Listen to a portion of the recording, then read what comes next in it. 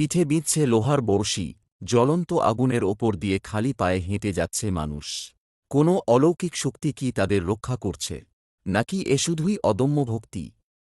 তারকেশ্বরের চরিত্র গাজনের এই রোমহর্ষক রহস্য আর শেষ দিনের সেই কঠিন নিয়মগুলো কি আপনি জানেন? জানলে আপনিও চমকে উঠবেন। নমস্কার বন্ধুরা, চৈত্র মাস মানেই বাংলার ঘরে ঘরে দেবাদিদেব মহাদেবের আরাধনা আর গাজন উৎসবের মহোৎসব। আর গাজন বলতেই আমাদের মনের কোণে ভেসে ওঠেরা বাংলার শ্রেষ্ঠ শৈবতীর্থ বাবা তারকেশ্বরের ধাম। প্রতি বছর চৈত্র সংক্রান্তিকে কেন্দ্র করে এই পবিত্র ধামে লক্ষ লক্ষ ভক্তের সমাগম ঘটে।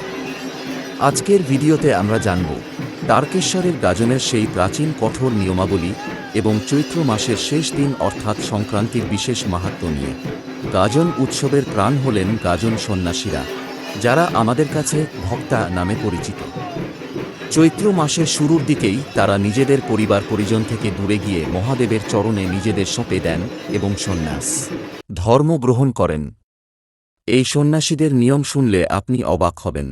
তারা সম্পূর্ণভাবে আমিষ আহার ত্যাগ করেন, এমনকি বিলাসিতার সমস্ত সরঞ্জামও বর্জন করতে হয়। সারাদিনে মাত্র একবার হবিষ্যান্ন গ্রহণ করে তারা এই কঠিন ব্রত পালন করেন। বাবা তারকেশ্বরের নাম স্মরণ করে তারা গলায় উত্তরীয় ধারণ করেন এবং প্রচণ্ড গরমের মধ্যেও খালি পায়ে মাইলের পর মাইল রাস্তা অতিক্রম করেন। গাজনের মূল আকর্ষণ হল সন্ন্যাসীদের সেই সব ভয়ঙ্কর কৃচ্ছসাধন, কাঁটা ঝাঁপ, মোটি ঝাঁপ এবং জ্বলন্ত অঙ্গারের ওপর দিয়ে হেঁটে যাওয়া। ভক্তদের বিশ্বাস, নিজের শরীরকে কষ্ট দিয়ে এই কৃচ্ছসাধনের মাধ্যমেই মহাদেবের সান্নিধ্য পাওয়া সম্ভব। এবার আসি চৈত্র মাসের শেষ দিনের কথায়, যাকে আমরা চৈত্র সংক্রান্তি বা নীল উৎসব বলি।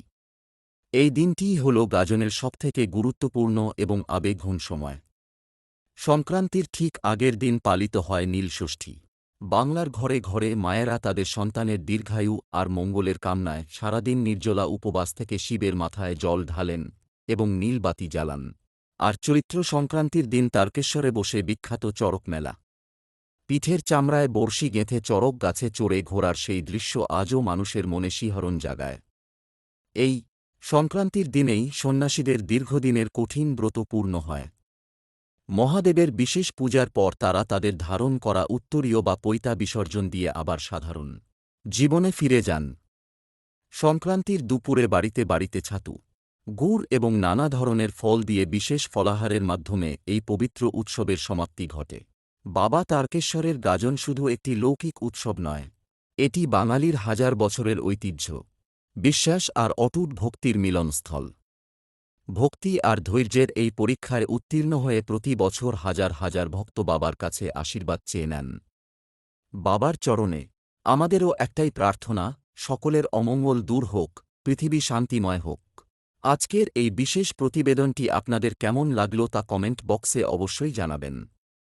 যদি ভালো লেগে থাকে তবে ভিডিওটি শেয়ার করুন আর আমাদের চ্যানেলটি সাবস্ক্রাইব করে বাবা তারকনাথের এই মহিমা ছড়িয়ে দিতে সাহায্য করুন। দেখা হচ্ছে পরের ভিডিওতে। জয় বাবা তারকনাথ।